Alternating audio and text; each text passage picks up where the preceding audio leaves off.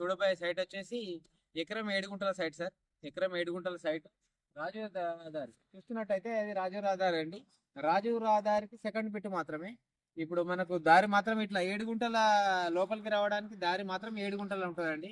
7 గుంటల దారి నుంచి లోపలికి టెంపుల్ కూడా మనకు ఫ్రీగా ఇచ్చిర్రు అండి. అది టెంపుల్ కూడా ఫ్రీగా ఇచ్చిర్రు. రాజు రహదారికి just second bit 1 acre 7 guntas land అండి. మనం ఈ 7 గుంటాస్ అనేది మనకు రోడ్డు తీసుకుంటాం మనం.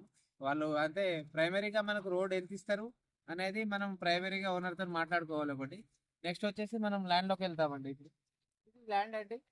మనం చూసుకున్నట్టయితే ఇది పొడుగులు ఉంటుంది ల్యాండ్. ఇక్కడ నుండి ఆ స్తంభం వరకు ఉంటుందండి. ఈ మడి 2 మడులు ఉంటాయి మనకు. అది బోర్ కూడా అవైలబుల్ ఉందండి. మనకు బోర్ కూడా ఉన్నది. మనకు ఎవరికైనా ఫామ్ హౌస్ పర్పస్ కానీ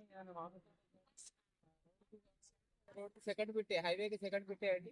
మనం చూసుకున్నట్టయితే ఇక్కడ నుంచి మనకు షామినిపేట 53 కిలోమీటర్ డిస్టెన్స్ ఉంటుంది. అండ్ పిగ్నాపూర్ 35 కిలోమీటర్ డిస్టెన్స్ ఉంటుందండి. మనకు నియర్ బై కొమరల్లి టెంపుల్ ఇక్కడ నుంచి కొమరల్లి టెంపుల్ ఒక 6-7 కిలోమీటర్ డిస్టెన్స్ ఉంటుందండి. మనం చూసుకున్నట్టయితే ఈ మడి 2 మాటలు వస్తాయి మనకు. ఈ 2 మాటలు పొడుగులు వస్తాయండి. మనకు దాంట్లో ఒక బోరు కూడా ఉన్నది. ఇది ప్రస్తుతం రైతు దగ్గరనే ఉండదండి. రెడ్డిస్ ప్రాపర్టీ ఇది. మనకు ఇది కొమరెల్లి మండలానికి కిందకి వస్తుందండి. కొమరెల్లి మండలానికి కిందకి వస్తుంది. సిద్దిపేట డిస్టిక్. మనకు ఇది కొంచెం బ్లాక్ సాయిల్ అండి, రెడ్ సాయిల్ కాదు.